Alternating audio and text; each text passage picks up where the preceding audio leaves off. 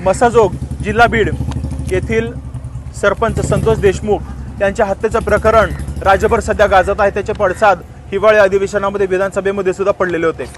आज आपण वेगवेगळ्या बातम्यांमधून बघतोय की गावच्या रक्षणासाठी, गावच्या लोकांच्या रक्षणासाठी संतोष देशमुख त्या ठिकाणी मदतीला गेले असताना काही खंडणीखोर आणि गावगुंडांनी त्या ठिकाणी त्यांचे अपहरण करून निर्गुण अशा पद्धतीने हत्या केलेली आहे।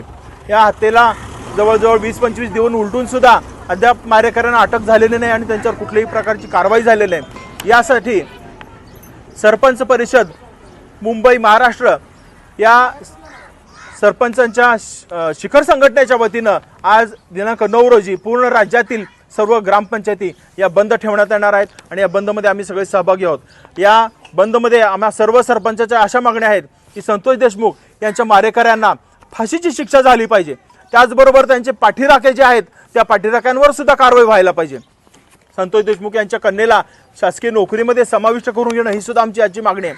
त्याचबरोबर कलम 353 नुसार सरपंचांना कारवाईचा अधिकार मिळाला पाहिजे ही आमची जुनी मागणी आहे। या कारवाईकडे तातडीनं लक्ष देऊन माननीय मुख्यमंत्र्यांनी अशा प्रकारचा आदेश द्यावेत या ठिकाणी आम्ही अशी आशा व्यक्त करतोय। त्याचबरोबर सरपंचाच्या संरक्षणासाठी स्वतंत्र कायदा असावा ही सुद्धा आमची जुनीच मागणी आहे। ज्याप्रमाणे वैद्यकीय सेवा पुरवणाऱ्या डॉक्टरांसाठी कायदा आहे, शासकीय कर्मचाऱ्यांसाठी संरक्षण कायदा आहे, अशाच प्रकारच्या संरक्षण कायद्याची आवश्यकता आज सरपंचांना निर्माण झाली आहे। तर या संरक्षण कायद्याची सुद्धा अंमलबजावणी महाराष्ट्र शासनाने लवकरात लवकर करावी अशी आमची मागणी या ठिकाणी आहे।